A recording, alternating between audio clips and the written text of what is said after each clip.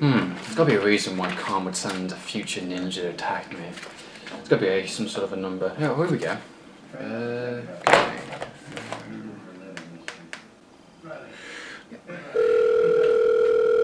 You have reached the hotline. If you or any of your species want to destroy lower forms of life, press 1. If you know the location of the Genesis device, press 2. If you've been attacked by alien ninjas by questioning the film's time and history, press 3. Please, stay on the line.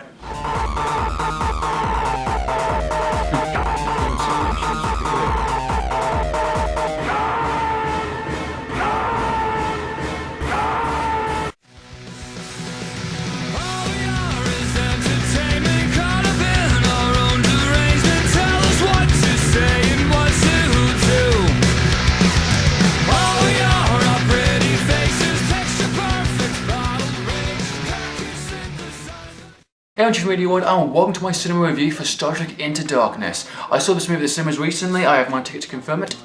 There we go, awesome stuff. And what I have to say for the sequel, it delivers big time. This is a great sequel. I really enjoyed this. My expectations were a bit like, don't know, because sequels can be a bit of hit and miss, especially with this type of franchise, and luckily it delivered big time. So let's talk about Star Trek Into Darkness. Why did you black out the sun? So 4 years after the first film, we have our long-awaited sequel, Star Trek Into Darkness, returning all cast and crew, including J.J. Abrams, who is now working on another franchise called Star Wars. I'm not afraid. You will be. You will be.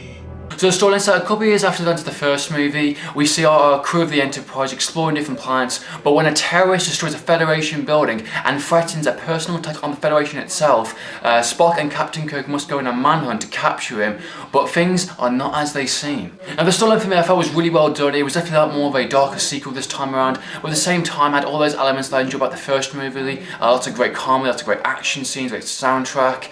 It definitely delivered. It still managed to contain what made the first movie so good. Now the thing with the storyline is about mistakes and taking responsibility for your actions, and especially applies to Captain Kirk and Spock in this. I felt their friendship is definitely growing still, and I think they're still learning from each other, especially some of the action decisions they make in the actual movie. I felt was really like, wow, what would I do in that situation? You know, would I do that for my friend kind of thing? And I really like their friendship and their kind of chemistry on screen. I think their performances are really fantastic. I think the characters are still growing and developing, and I really like that. I really appreciate that, because their characters are the most strongest point of the Star Trek franchise, I think personally, and you've got to make those two characters work, and the fact that they're still kind of taunting each other and still taking a piss out of each other, and Spock's still kind of, you know, obeying by the rules but still learning, and you know, Captain Kirk is still, you know, having fun, you know, not taking orders kind of thing, and not doing accurate reports, and it's that's the theme of the actual movie in a sense. The idea of like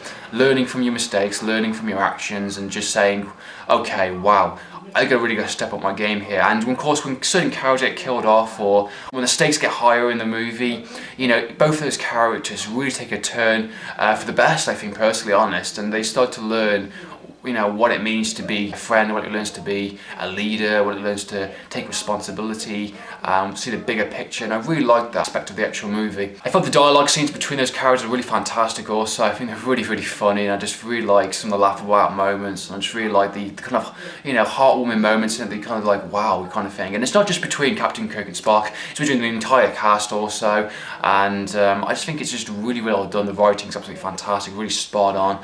It hits their characters really well, and it continues to develop their characters even more. We learn more about them, and just, you know, some things haven't changed and some things have, and it's just really interesting, and they learn from the entire movie. It's really great. One of the things I liked about this movie most, we have much more of a stronger villain than we did in the first movie. Of course, we have our main character named Khan, which is one of the worst kept secrets, I think, from a film I've seen in a long time.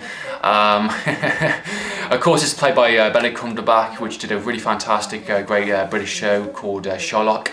Did a great job in that TV series, and he did a great performance in delivering this character. He has a very strong, smart, devious performance, and he manages to give off this kind of performance on screen like this kind of intellectual character which has a range of emotions kind of back and forth. You know, there's like a point where he's like really pissed off, there's a point where he's kind of, you know, speaking to you face to face, and there's a bit where he's like literally crying and kind of you're not sure whether to kind of feel sorry for him or hate him, and I really love that kind of back and forth, and you're kind of doubting as an actual audience member whether he's actually the bad guy. There's points where thinking, I don't know, is he the bad guy? Is he a different approach? Because in a reboot movie, the kind of all stakes are off in a sense. When you're taking a different approach to this character, which has only been, we've had one version of him within kind of the Wrath of Khan, but in this movie, it's a different approach altogether. Writing for the actual character, you're not actually sure whether to kind of believe him or trust him, and I really like that kind of back and forth, and it kind of, puts you on edge a little bit. And I really like that. You haven't really figured out this character straight away. He's not a black and white character.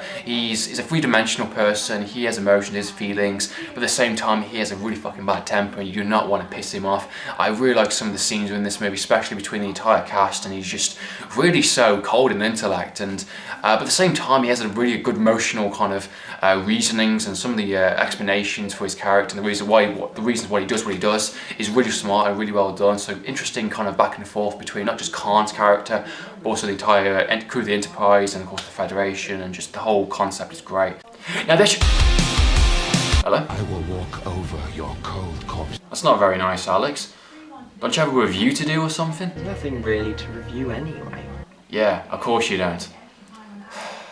Reviewers.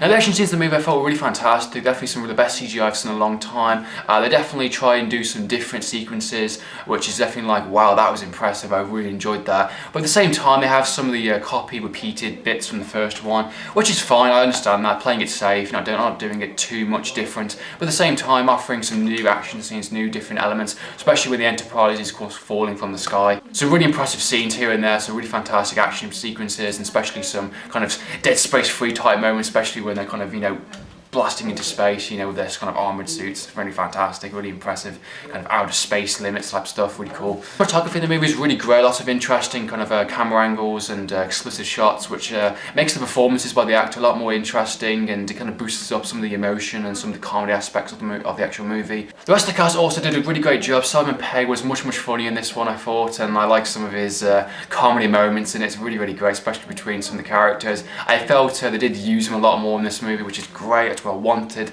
especially from the first one, because I felt he didn't do enough.